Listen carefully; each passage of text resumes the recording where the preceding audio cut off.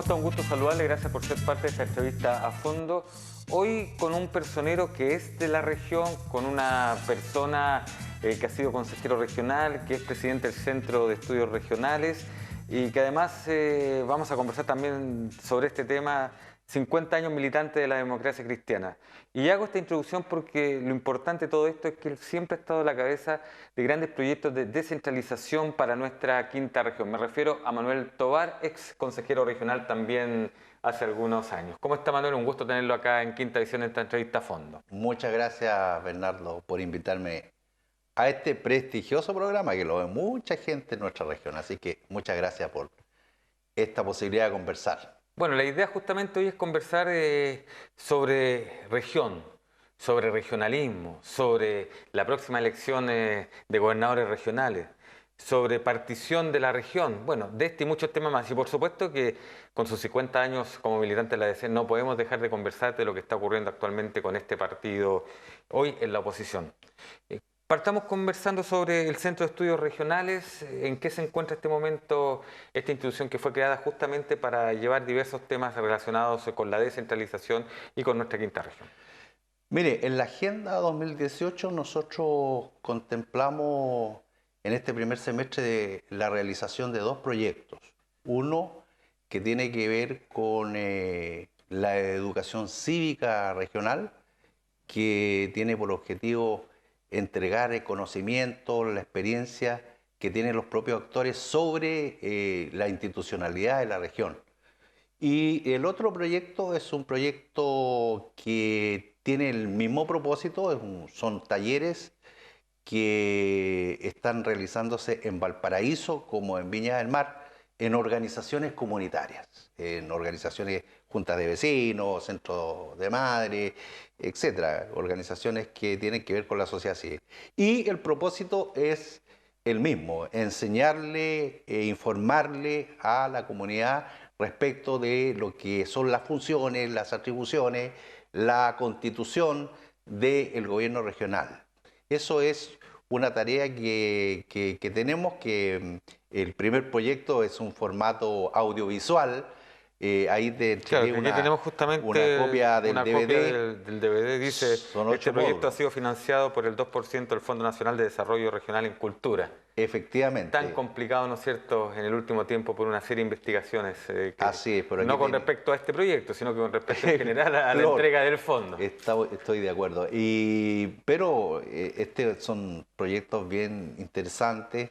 Este es un formato audiovisual, son 8 módulos que contienen diversas temáticas que retratan lo que es el quehacer y lo que son las instituciones que dicen relación con el gobierno regional. Ahora, Manuel, ¿cuál ha sido la experiencia, cuál es el balance que usted hace? Si bien estos proyectos están en ejecución, pero sin duda de un tiempo a la fecha ha existido una crítica de diversos sectores y casi generalizada en el país de la falta de educación cívica, de la falta de conocimiento de nuestras instituciones y de lo que pasa en la administración alrededor nuestra. ¿Cuál es el balance que ustedes tienen? Claro, ¿La mire, gente entiende, se da cuenta, hace la diferencia de lo que significa, por ejemplo, el core del gore? claro, muy buena pregunta. Mira, la verdad es que nuestra experiencia, porque hemos estado explorando en toda la región y en todas las organizaciones, incluso las universitarias, es un desconocimiento pero muy grande respecto de el gobierno regional. Esto lo hemos dicho también en otros programas de la misma del mismo TV Quinta, en tu voz local, lo hemos Claro, de también Quinta Visión. lo hemos, claro, Quinta Visión lo hemos dicho. Por eso mismo, eso concuerda mucho con la hipótesis de trabajo que tiene el centro de estudio, porque nosotros creemos que la población, la comunidad regional, acepta como un hecho natural, entre comillas, el natural, el centralismo. O sea, es como esto de aceptar naturalmente la pobreza. También hay gente que dice, no, así pobres van a haber siempre. Bueno, lo mismo el centralismo. Entonces, es muy difícil internalizar en la mente, la conciencia ciudadana, este proceso de descentralización. No es fácil, es una cosa que un amigo me decía, el tema tuyo no es sexy, porque no es una cosa atractiva. Cuando uno va a hablarle a las personas sobre este tema, es difícil la convocatoria y es difícil la escucha. Pero hemos tenido la experiencia, ya que tú nos preguntas, que cuando las personas empiezan a escuchar y a saber un poquito más, se empiezan a interesar porque, claro, el gobierno regional tiene un servicio que es el servicio de inversiones que tiene mucho que ver directamente con la calidad y las condiciones de vida de las personas, y eso lógicamente que les interesa. Ahora, pasará también un poco porque a veces por diversas situaciones, sobre todo cuando se acercan las elecciones, y usted que fue consejero regional, hay ciertos personeros que se aprovechan un poco de funciones que se realizan en el interior del Consejo Regional, del Gobierno Regional, y se atribuyen potestades prácticamente como de ellos, y son justamente muchas veces los consejeros regionales los que, ¿no es cierto?, aprueban la inversión, estudian los proyectos y que tienen una función realmente importante en ese aspecto. Me refiero específicamente, por ejemplo, cuando vemos a candidatos y parlamentarios que ellos señalan que poco menos que la pavimentación de las calles o otro tipo de proyectos son por consecuencia de ellos, sin embargo han sido los consejeros regionales los que han tenido la potestad de aprobarlo o no. Bernardo, mira, esta pregunta que prácticamente es una afirmación tuya y que yo comparto plenamente, me da lugar para señalar que, a mi juicio, uno de los problemas que tenemos con los consejeros regionales es esta ausencia de pedagogía política. O sea, el consejero regional, dentro de sus funciones, que son muy importantes, lo que en primer lugar deberá hacer es enseñarle a la gente qué hace él, digamos, como consejero regional. O sea, la pedagogía, educar, digamos, a la gente. Entonces, justamente este proyecto de desafíos regionales, lo que nosotros hemos intentado es colocar al actor, que es el consejero regional, para que él mismo diga, digamos, qué es lo que hace y cuáles son sus funciones, cuáles son sus atribuciones, qué es lo que han hecho en cada una de las localidades.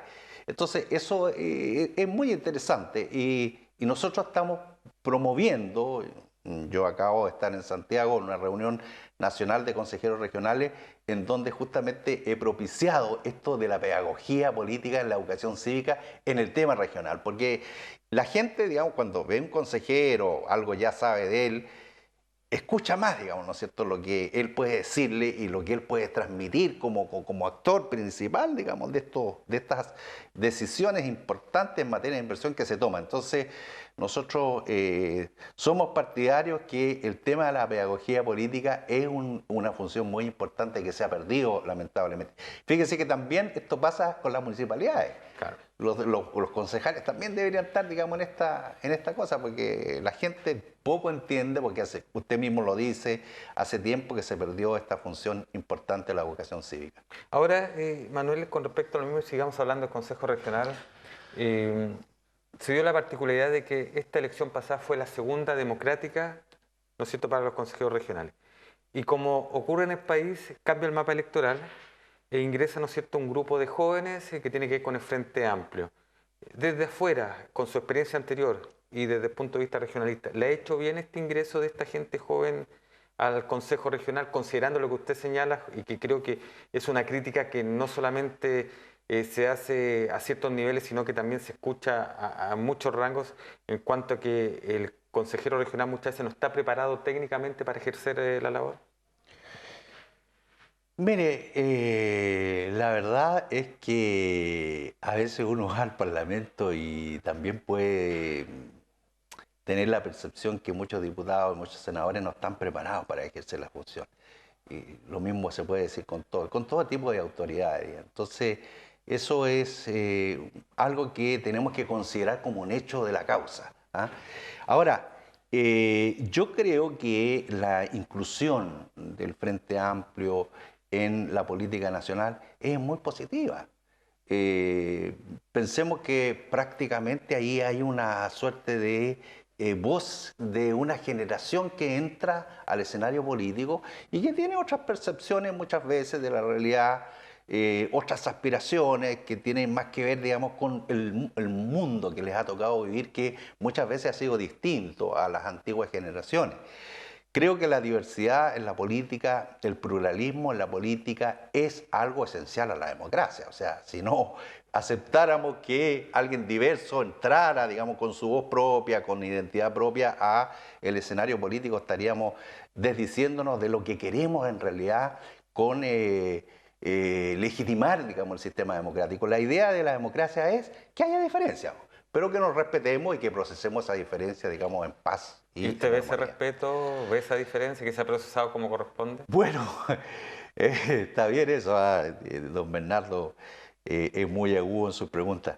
Mire, yo creo que es ciertamente que hay que perfeccionar más, digamos, ¿no es cierto? Estos sistemas, la democracia no es fácil y siempre tenemos que tratar de mejorar, digamos, los diálogos políticos, tratar de mejorar las conversaciones, o sea, lo que se ha denominado elevar la calidad de la política. Eso es esencial para mejorar, ¿no es cierto?, nuestras instituciones, para mejorar, digamos, cómo se tramitan los proyectos de ley, etcétera. Son fundamentales para ese proceso que esos discernimientos distintos puedan llevarse a cabo de una manera, digamos, y de un estilo en que haya, digamos, fraternidad de por medio sin, digamos, cierto, herir otro tipo, digamos, de personas. Exacto. Y se lo pregunto a una persona que ha sido por 50 años militante de un mismo partido, o sea, que sabe de qué se trata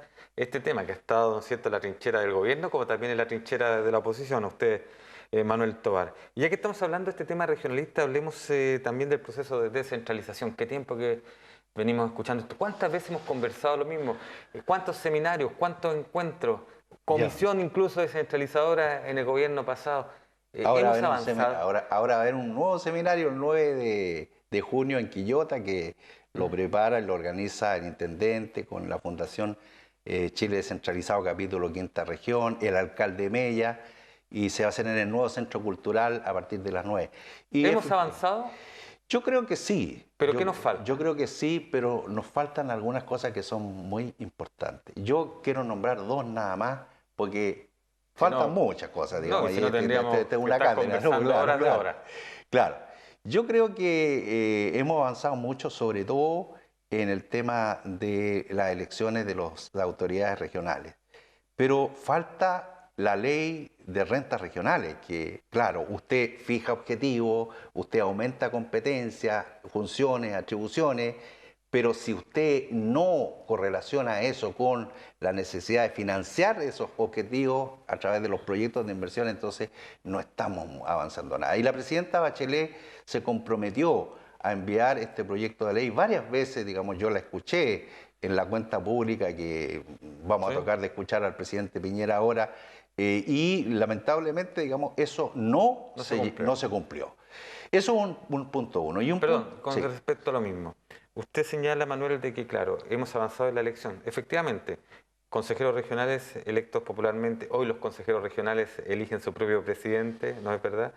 Pero uno habla con ellos y se quejan de que, claro, la elección bien, pero y las atribuciones todavía está como en la nebulosa una serie de cosas. Y el presidente del CORE, siendo tan importante en este momento, hay una serie de garantías que no tiene. Por ejemplo, no cuenta con un automóvil o para trasladarlo, considerando de que la investidura que tiene y la necesidad a lo mejor de repente de visitar esta larga y extensa, ¿no es cierto?, región. Cosas como ella. sí, no, yo creo que, como tú bien dices, Bernardo, hacen falta muchas cosas, pero hablamos en global. ¿Mm? Hay un problema de falta de financiamiento en los temas, claro, de funcionamiento de los gobiernos regionales, pero también en el tema de inversiones. Y, digamos, la otra cosa que es necesario tomar en cuenta y que tenemos que abordar, digamos, los próximos años, es el tema de una ley de desconcentración económico-territorial, porque la concentración económica en Santiago de empresas, estamos hablando del sector privado, es algo que tenemos que tomar en cuenta, porque piense usted que el Estado solamente desde el punto de vista de la inversión tiene, digamos, ¿cierto?, un 20% de participación en la inversión nacional y el 80% lo tiene el El privado. sector privado. Entonces, si no abordamos el tema de desconcentrar las actividades productivas en las regiones de este sector, estamos, digamos, también con una pata coja en el proceso de descentralización y desarrollo regional. Entonces, ahí hay dos cuestiones, digamos, que me parecen que tenemos que abordar en los próximos años. Remitamos nuevamente a la ley de rentas regionales. ¿Por qué queda pendiente? ¿Usted ve la posibilidad de que luego se pueda llegar a algo concreto? Mire, la verdad es que la ley de rentas regionales, yo creo que la presidenta tuvo toda la idea de enviarla al Parlamento, pero fue su ministro de Hacienda, el señor Izaguirre, el que lo impidió. Una vez más. Es decir, digamos, yo tengo una versión, pero muy clara del subdere, Ricardo Cifuentes, que también él estuvo en la idea de que esta ley fuera, digamos, al Parlamento, pero se tocó con el señor Izaguirre, el ministro de Hacienda, que le dio el párale a este proyecto de ley. Entonces, no sé, ignoro y no tengo, digamos, ¿cierto?, ninguna información si el presidente Piñera podrá, digamos, realmente enviar esta ley al Parlamento.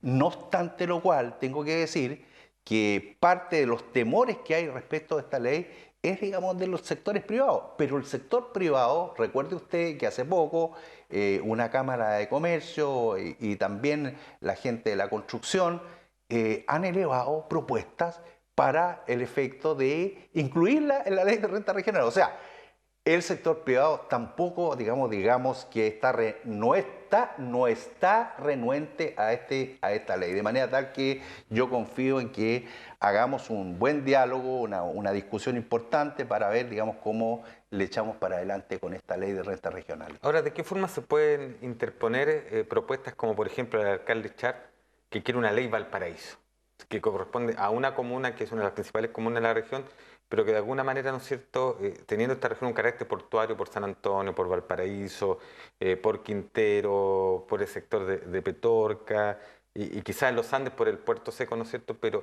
la gran mayoría de las comunas de la región tienen otra diversidad en cuanto a de qué forma se puede interponer a una idea de una ley regional que sea general, una específica. Bueno, la verdad es que el proceso descentralizador chileno tiene dos principios. Uno, el de la gradualidad, es decir, vamos paso a paso avanzando en este proceso, y el otro de la selectividad, es decir, no todas las regiones van a obtener las competencias que se van a traspasar desde el nivel central hacia las regiones. Desde el punto de vista del principio de selectividad, uno podría decir, digamos, que una ley como esa no tendría ninguna contradicción, digamos, con los principios de la descentralización. Es decir, es muy posible.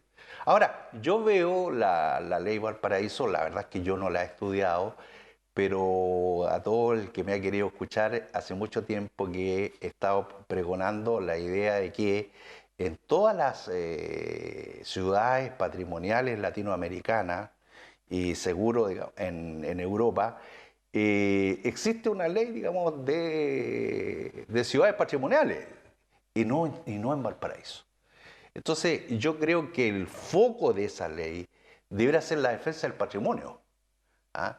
Y a partir de allí ver qué es lo que pasa con el puerto, ver lo que pasa, digamos, con otras actividades productivas, digamos, pero el foco, digamos, me parece que debería ser puesto ahí. Perfecto. Hablemos de la elección de gobernador regional, se acerca rápidamente, incluso ya hay algunos nombres en carpeta porque ha sonado. Recuerde usted que se ha ido conociendo algunos que quieren, otros que no quieren, y al final, pese a que faltan una serie de elementos, como dice usted, una ley a lo mejor de rentas regionales, atribuciones y todo, igual hay interés. ¿Por qué es tan importante? Bueno, yo creo que no se ha dicho esto mucho, ¿ah? Pero yo quiero decirlo porque nosotros nos dedicamos a estudiar estos temas y es necesario informar a la comunidad que cuando el gobernador regional sea electo y el consejo regional sea electo, ¿qué es lo que ocurre?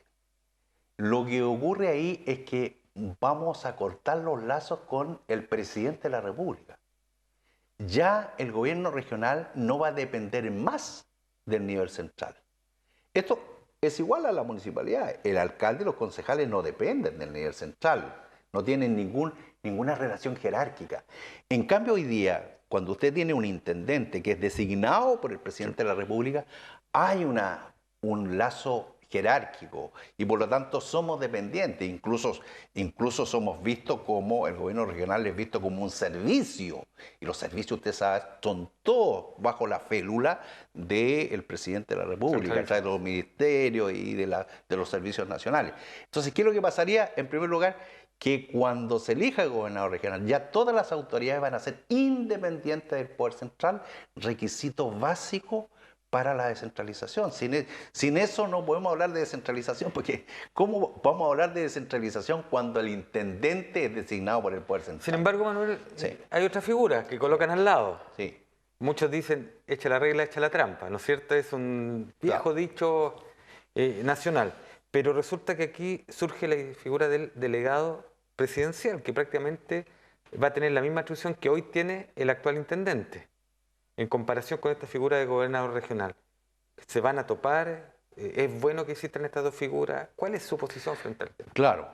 Lo que ocurre es lo siguiente, que el intendente actual tiene dos tipos de grandes competencias. Una competencia es la administración regional, que tiene que ver con el desarrollo regional. Es una competencia de tipo administrativa. Y la otra competencia que tiene es de gobierno interior, que tiene que ver con el orden y la seguridad. El tema de los estadios, que acude a la fuerza pública, el auxilio de la fuerza pública, los temas de extranjería, etc. Están en el capítulo número 1 de la ley 19.175. Bueno, lo que hace esta reforma constitucional es que los temas de administración, o sea, los temas que tienen que ver con el objetivo del desarrollo regional, tengan dos autoridades, que son el gobernador regional y el consejo regional, o sea, el gobierno regional. Y la otra competencia de gobierno interior, orden y seguridad, la asume el delegado presidencial. ¿Por qué razón? Porque estamos en un Estado unitario. Nosotros no somos, digamos, Estado como el Estado regional español, donde en Cataluña, el gobierno de Cataluña, ¿no es cierto?, tiene la potestad legislativa, tiene la potestad de la seguridad pública y tiene la potestad administrativa. Pero eso es otro Estado. Eso es otra forma de Estado, esa es una forma de Estado regional. Nosotros tenemos un Estado unitario. Y en el Estado unitario, los clásicos del Estado unitario establecen que el tema del orden y la seguridad no es posible descentralizar. O sea, ¿chocarán o no chocarán en función? Entonces, bueno, aquí viene la situación, digamos, ¿no es cierto? Resulta que nosotros tenemos un artículo 7 de la Constitución que establece que ninguna magistratura, ni ninguna, digamos, persona puede atribuirse competencias que la ley y la Constitución no le ha asignado. De manera tal que sí, digamos, ¿cierto?, en el futuro, este delegado presidencial pretende asumir competencias que tenemos en el campo de la administración regional, evidentemente actuará lo que se llama la nulidad de derecho público. Entonces, este tipo de cosas que se ha levantado, que van a haber traslape, que cosas por el estilo, es algo, digamos, que me parece que no es muy consistente. Por eso es bueno aclarar este tipo de temas en estas conversaciones como esta. Nos quedan 2 minutos y a ver si en 1 minuto logramos explicar su visión, porque hablamos de descentralización y muchos también lo consideran como partición de los territorios. Y surgen ideas como la nueva región de Aconcagua, como nuevas comunas, en este caso muy cercanos de Placilla. ¿Qué le parece a usted esto? En 1 minuto para después hacerle la última pregunta. Bueno, mire, a mí me parece, digamos, que a mí no me parece que fragmentemos las regiones. No me parece. ¿Por qué? Por 2 razones. Una, porque a mi juicio perdemos capacidad de negociación con el centro. Usted comprenda de que el tema de la descentralización siempre va a ser un choque entre Santiago y las regiones, siempre va a ser un choque entre el centralismo y la descentralización. Y por lo tanto, en ese choque, en esa tensión, es importante que la región tenga un poder de negociación. ¿Y cómo tiene un poder de negociación? Con fuerza, teniendo fuerza, haciendo las cosas bien, gestionando bien los asuntos que se nos someten a nuestra competencia. Y en segundo lugar, a mí me parece, digamos, que tanto en San Antonio como en Aconcagua tenemos una complementariedad muy rica. Es decir, allá está la minería, está la agricultura, pero aquí, digamos, tenemos los servicios portuarios. Entonces, esa complementariedad, digamos, no podemos perderla. Es una cosa que nos da más plusvalía. Yo creo que lo que hay que hacer aquí es una política de integración regional fuerte. O sea, no está muy por poderosa. Yo no, Nueva región de no Aconcagua. estoy por la nueva región de Aconcagua ni la región del Maipo. Hablemos de política rápidamente, nos queda un minuto. Pero estoy por la comuna de Placilla. Por la comuna de Placilla, ¿sí está? Ya. sí. Bueno, oiga, ¿qué pasa con los 50 años como militante? ¿Cómo ve la democracia cristiana en este momento usted con esta nueva elección de presidente? ¿Más cerca o más lejos? Mire, yo la verdad es que cuando surgió la posibilidad de una nueva elección, pensé que debíamos nosotros tener una mesa de unidad, una mesa de integración. Porque cuando a usted se le va hundiendo el buque, no podemos estar, digamos, los marineros, los subtenientes y los capitanes peleando, digamos, ¿no es cierto?, por situaciones. Pero eso no ocurrió. Entonces, eso, digamos, ¿cierto?, es lo que uno cuando en tiempos de crisis tiene que evitar. Tratar, digamos, de unir a los militantes, unir a las directivas, unir a los dirigentes en una sola posición.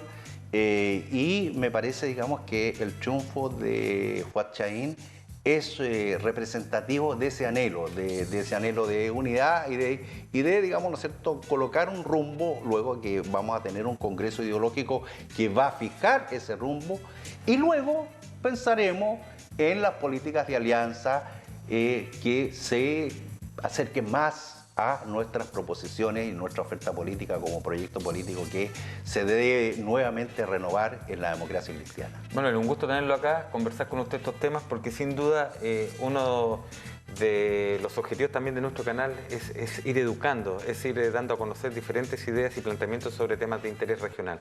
Y sin duda que lo que hoy hemos conversado tiene que ver con eso. Muchas con gracias. Nuestra quinta región, el desarrollo armónico y equilibrado de nuestra quinta región. Muchas gracias por estar con nosotros. Igualmente, gracias a ti. Manuel Tovar, presidente del Centro de Estudios Regionales, conversando hoy en esta entrevista a fondo y planteándose desde el punto de vista de su realidad, de su experiencia, sobre temas que son de importancia regional y que nos deben importar a ustedes y también a nosotros. Que esté muy bien usted y su familia.